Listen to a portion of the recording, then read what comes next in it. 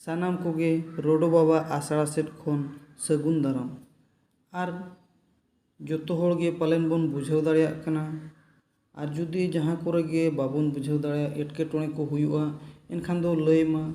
जुदी बाबन लैया थीर को आबन एनखान दो बाय गाना चेद हो माने जहाना गे नाम लगी दो मिट्टी अड़ी कुरुमुटु छुटाव पड़ा जहाना गे नाम लगी दो ओना खातिर जहाना कुछ मेनेआ ओना को पूरा आंजम पे बय बय तीन पढ़ावेद पे बय बय तीन पढ़ाव बना जहाना माने जोतो होड़ बन ठिका दाड़ेयामा माने नोआ दो पढ़ावेद पे माने दो जोतो होड़ बड़ाय लगिन गे और जुदि आपे इनिन पढ़ाव पे और आपे गे बापे बड़ा एनखान तो पढ़ाव ना चेत वैल्यू हो बचुनी ओना खातिर माने जोतो होड़ नायते नपायते पढ़ा मा और ओल मा नोआ जुदी मने दोहो सने खान दो ओल तोल दो पढ़ा गया और बाबन ओल बड़ाय खान दो ओना बाबन उयहर दाड़ा वार्ड कोरेना मेहनत को हुन लैयाबन कना मिमिटेम काते इन लैयाबन कना ओना कोरेना मेहनत को उयहर मा ओना अड़ कोरेना जहाँ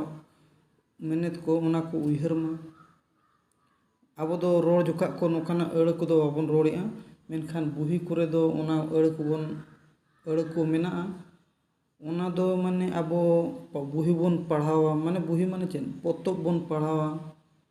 ओना को एनेनांगे आबो माने नावा नावा अड़ को बन चेद दाड़ेया ओना कोरेनां मेहनत हो मेना ओना को बन चेद दाड़ेया ओना खातिर मन ध्यान आते आंजम मा जस्ती दो बांग आपे 20 मिनट गान और बखान दो 15 मिनट गान वीडियो हुआ ओना आपे नपायते नेल मा तेहन दो आबो पारसी पोहा रनांगे बन पढ़ा ओना रनांग ᱧᱩᱛᱩᱢ दो हुयुग कना तुरुई ऋतु पारसी पोहा मा ओकोय ओलका नोमा पे बड़ाय गया पंडित रघुनाथ मुर्मू तकिन किन ओलका और तेहन दो आबो तुरुई ऋतु रनांग बन पढ़ा तुरुई ऋतु दो ओका लका ओना बारते बन पढ़ा इयाय महा रनांग कथा गेलबार चांदो ओना को दो बन पढ़ाव कना ओना हेना जुदी पे ओना लिंक नन एम का ओना नोडना डिस्क्रिप्शन रे नेल पे लिंक तहना इयाय महा रे कथा गेलबार चांदो ओना को और ओना दो तुरुई ऋतु माने ना तुरुई माने छोटी ऋतु जहाँ बन मेने 6 सीजन जहाँ बन मेने ओना दो माने बार चांदो रे मिट्टी ऋतु हिजुग कना आदो ओना ओका लका हिजुग कना और चेद लका हुयुग कना ओना ऋतु रे ओना को गबन नेल लगे तबे नोडे पे नेलेद गया चेद ओलकना बाबार चांदो रिया रीत मित लेकान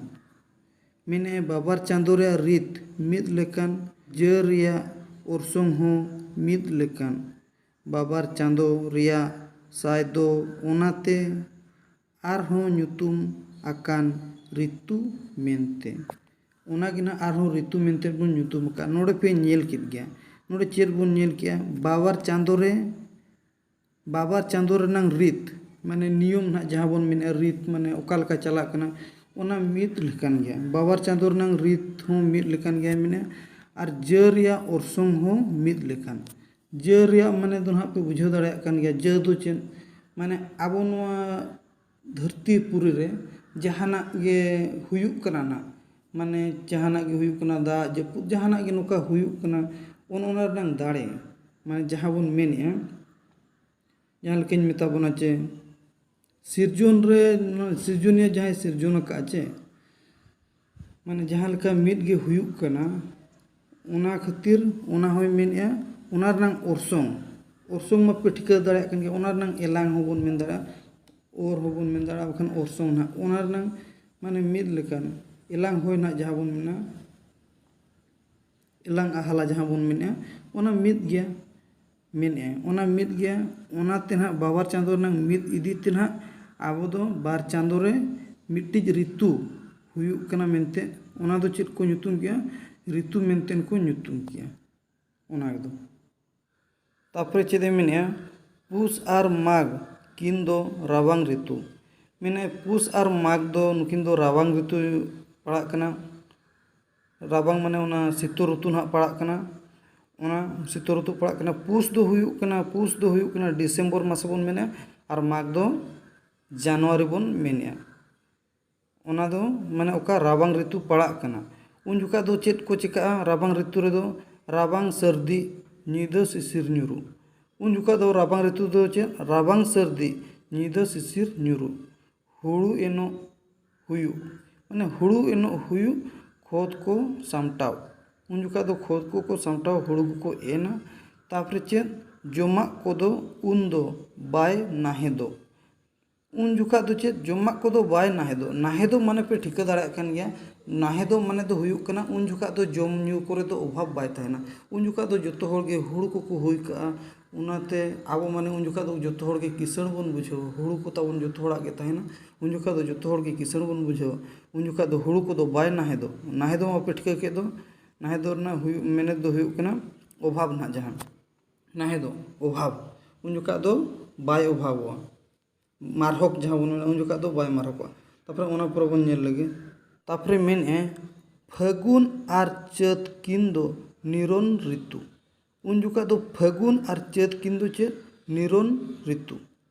फागुन दो हुयुक कना फेब्रुआरी आर चैत दो हुयुक कना मार्च जहाँ बन मेना उन जुका दो चेद ऋतु हुयुक कना उन जुका दो निरन ऋतु हुयुक कना निरन ऋतु दो चेद को हुया ओहर निरोनो मगोय होय हिजु उन जुका दो चेद मेना ओहर निरोनो मगोय होय हिजु ओहर दो हुयुक कना होय सितुंग रेया ओरसोंग ते ना जहाँ उन जुका दो फागुन मा बन बाहा बोंगा कना बाहा उन जुका तापरे आर चैत मा सितुंग हेज इदिया उन जुका दो ओना सितुंग रेना ओरसोंग हेज इदिया मेने तापरे दारे लारे कोरे बाहा बड़ा तापरे दारे लारे कोरे बाहा बड़ा माने दारे नड़ी कोरे चेद बाहा बड़ा तापरे लासाण हेद गे बाहा बोंगा हुयुक तापरे उना ऑक्तो दो लासाण हेद गे बाहा बोंगा हुयुक नोडे पे नेल गया लासाण हेद नंग मेनेद दो हुयुक कना साहाना आर निरय तुलुज रस्क जहाँ बन मेनया ओना दो लासाण हेद बन मेनया उन जुका दो बाहा बोंगा अडे रस्क तबन जुमुका आर नोडे पे नेल निरोन माने दो ना रिला माला जहाँ बन मेनया उन जुका दो अडी नपाय धरती पुरी को नेलो ओना कना रिला माला बाहा को आधारे करे एनखान तीना अडी चुरुक नेलो उन जुका दो ओना कथा ना ओला कना फागुन आर चैत किंदो आर निरन ऋतु दो इंग्लिश ते चेद को मेना ओना दो स्प्रिंग को मेना आर उड़िया ते दो बसंत मेनते मेना बसंत ऋतु बन मेना तापरे हुयुक कना बैसाख आर झेंट किंदो सितुंग ऋतु बैसाख आर झेंट किंदो सितुंग ऋतु बैसाख मा पे बड़ा गया ओका ये पड़ा कना बैसाख दो हुयुक कना अप्रैल आर झेंट दो हुयुक कना मे अप्रैल आर मे मास नवा दो पड़ा कना उन जुका दो चेद सितुंग ऋतु तापरे चेदे मेना उन जुका चेद लेका हुयुआ सितुंग सर्दी उड़ुम पुटुज सितुंग उन जुका दो सितुंग सर्दिया आर उड़ुम पुटुज सितुंग उड़ुम पुटुज माने ना अडी आंट सितुंग उन जुका दो माने अडी आंट माने जहां दारे को ये को दो रोहड़ को ओने उनका सितुंग तापरे मिमिद दिन दो होय दा हूँ हिजु आर मिमिद दिन दो होय दा हूँ हिजुआ तारसिन बेड़ा को हिजुआ उन जुका दो तापरे ओना पर मेने सियु ताको हुड़ू एरो लागा मेने उन जुका दो चेद सियु को ताकोआ आर हुड़ू एरो लागो माने लागा हुड़ू एरो लागा उन जुका दो तापरे ओना सियु को हूँ अड़ी ताकोआ तापरे हुड़ू को उन जुका दो को एर बड़ाया आर सितुंग ऋतु मन पे बड़ा गया ओना मा सामार सीजन जहाँ बन मेने ग्रीष्मो सितुंग दो ना तापरे ओना पर बन नेला चेद आषाढ़ आर सान किन दो जपुद ऋतु मन पे बड़ा गया ना वर्षा ऋतु जहाँ बन मेने रेनी सीजन आर आषाढ़ आर सान आषाढ़ दो हुयुक कना जून आर सान दो हुयुक कना जुलाई उन जुका तो चेद जपुद ऋतु ओना दो चेद जपुद ऋतु बन मेनया ओना मासो दो जपुद ऋतु हुयुक कना तापरे उन जुका दो चेद का जपुद सर्दी दा दो घाने हिजु मेने उन जुका दो जपुद सर्दिया आर दा दो घाने हिजु बद बैहड़ गोटा पाड़ा दागो मेने चेद उन जुका दो बद बैहड़ गोटा पाड़ा गे दागोआ माने गोटा पाड़ा गे दाते चेहल चेपेल कोआ हुड़ू को काढ़ान उन जुका दो चेद हुड़ू को काढ़ान आर रोहय लागा उन जुका दो हुड़ू को काढ़ाना आर को रोहया उन जुका दो हुड़ू को रोहया माने नोडे पे नेल गया हड़ो पे पढ़ा बखान ᱦᱳᱲᱳ ᱫᱚ ᱵᱟᱝᱟ, ᱱᱚᱰᱮ ᱫᱚ ᱢᱤᱫᱴᱤᱡ ᱱᱚᱣᱟ ᱫᱚ ᱮᱠᱥᱮᱯᱥᱚᱱᱟᱞ ᱠᱮᱥ ᱞᱮᱠᱟᱱᱟᱜ ᱠᱟᱱᱟ। ᱱᱚᱣᱟ ᱫᱚ ᱢᱟᱱᱮ ᱦᱩᱲᱩ ᱜᱮᱵᱚᱱ ᱯᱟᱲᱦᱟᱣᱟ। ᱱᱚᱣᱟ ᱫᱚ ᱫᱩᱞᱟᱹᱲ ᱛᱮ ᱪᱮ ᱦᱩᱲᱩ ᱫᱚ ᱢᱟᱱᱮ ᱟᱹᱰᱤ ᱟᱹᱰᱤ ᱥᱚᱢᱢᱟᱱ ᱵᱚᱱ ᱮᱢᱟ, ᱚᱱᱟ ᱫᱚ ᱢᱟᱹᱱ ᱥᱚᱢᱢᱟᱱᱮ ᱧᱟᱢᱟ ᱦᱩᱲᱩ ᱫᱚ, ᱚᱱᱟ ᱠᱷᱟᱹᱛᱤᱨ ᱱᱚᱜᱼᱚᱭ ᱱᱚᱣᱟ ᱚ ᱵᱚᱱ ᱞᱟᱜᱟᱣᱮᱜᱼᱟ। ᱚ ᱫᱚ ᱵᱟᱵᱚᱱ ᱞᱟᱜᱟᱣᱟ, ᱱᱚᱜᱼᱚᱭ ᱱᱚᱣᱟ ᱚ ᱵᱚᱱ ᱞᱟᱜᱟᱣᱮᱜᱼᱟ ᱦᱩᱲᱩ। ᱛᱟᱯᱚᱨᱮ ᱚᱱᱟ ᱯᱚᱨᱮ ᱵᱚᱱ ᱧᱮᱞᱟ ᱪᱮᱫ, ᱵᱷᱟᱫᱚᱨ ᱟᱨ ᱫᱟᱸᱥᱟᱭ ᱠᱤᱱ ᱫᱚ ᱦᱮᱢᱟᱞ ᱨᱤᱛᱩ। ᱵᱷᱟᱫᱚᱨ ᱟᱨ ᱫᱟᱸᱥᱟᱭ ᱠᱤᱱ ᱫᱚ ᱦᱮᱢᱟᱞ ᱨᱤᱛᱩ। ᱦᱮᱢᱟᱞ ᱨᱤᱛᱩ ᱫᱚ ᱦᱩᱭᱩᱜ ᱠᱟᱱᱟ ᱪᱮᱫ, ᱥᱚᱨᱚᱛ ᱨᱤᱛᱩ ᱡᱟᱦᱟᱸ ᱵᱚᱱ ᱢᱮᱱᱟ, ᱚᱴᱢᱚᱱ ᱥᱤᱡᱚᱱ ᱵᱚᱱ ᱢᱮᱱᱮᱜᱼᱟ। ᱟᱨ ᱵᱷᱟᱫᱚᱨ ᱫᱚ ᱚᱠᱟ ᱵᱚᱸᱜᱟ ᱯᱟᱲᱟᱜ ᱠᱟᱱᱟ ᱚᱱᱟ ᱦᱚᱸᱯᱮ ᱵᱟᱰᱟᱭ ᱜᱮᱭᱟ ᱯᱟᱞᱮ। ᱵᱷᱟᱫᱚᱨ ᱫᱚ ᱦᱩᱭᱩᱜ ᱠᱟᱱᱟ ᱚᱜᱚᱥᱴᱚ, ᱟᱨ ᱫᱟᱸᱥᱟᱭ ᱫᱚ ᱦᱩᱭᱩᱜ ᱠᱟᱱᱟ ᱥᱮᱯᱴᱮᱢᱵᱚᱨ ᱢᱟᱥ ᱱᱟᱜ। ᱚᱱᱟ ᱫᱚᱵᱚᱱ ᱢᱮᱱᱮᱜᱼᱟ ᱵᱷᱟᱫᱚᱨ ᱟᱨ ᱫᱟᱸᱥᱟᱭ। ᱩᱱ ᱡᱚᱠᱷᱟ ᱫᱚ ᱪᱮᱫ ᱠᱚ ᱪᱤᱠᱟᱹᱜᱼᱟ, ᱚᱛ ᱦᱮᱢᱟᱞᱚᱜ ᱥᱮᱨᱢᱟ ᱨᱟᱞᱟᱜᱚᱜ। ᱢᱟᱱᱮ ᱩᱱ ᱡᱚᱠᱷᱟ ᱫᱚ ᱪᱮᱫ ᱪᱤᱠᱟᱹᱜᱼᱟ, ᱚᱛ ᱦᱮᱢᱟᱞᱚᱜ ᱥᱮᱨᱢᱟ ᱨᱟᱞᱟᱜᱚᱜ। ᱥᱮᱨᱢᱟ ᱨᱟᱞᱟᱜᱚᱜ ᱢᱟᱱᱮ ᱨᱟᱞᱟᱜᱚᱜ ᱢᱟᱱᱮ ᱨᱟᱞᱟᱜ ᱢᱟᱱᱮ ᱫᱚ ᱦᱩᱭᱩᱜ ᱠᱟᱱᱟ ᱯᱷᱤᱲᱤ-ᱯᱷᱟᱝ ᱯᱩᱨᱟᱹ ᱥᱟᱯᱷᱟ ᱱᱟᱜ ᱤᱭᱟᱹᱜᱼᱟ,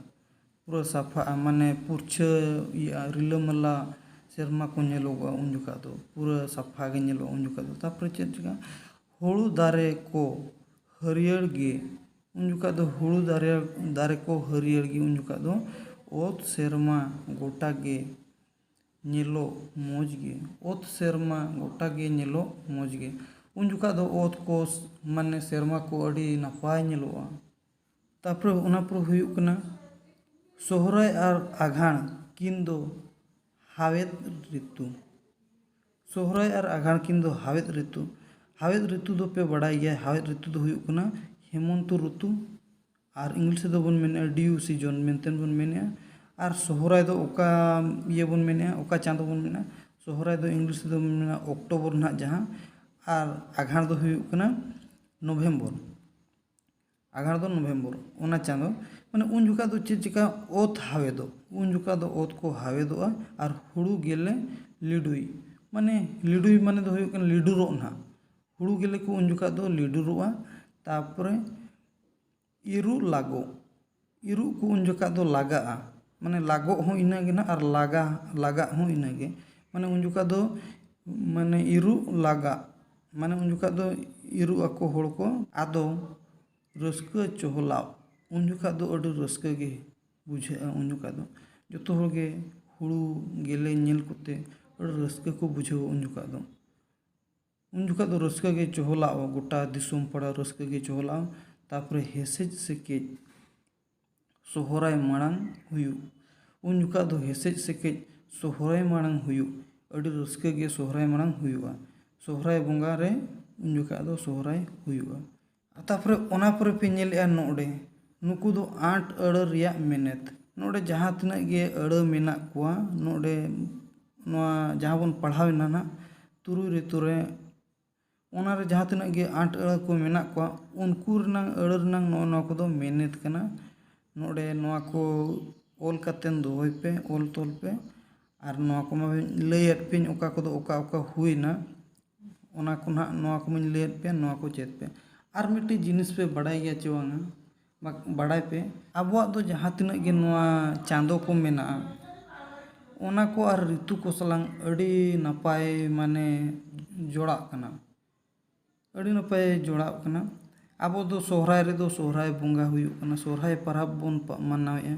उनका गे अड़ी ढेर नोका गे आबो दो माने चांदो हिसाब ते माने ओना लेके बोन मनावेआ।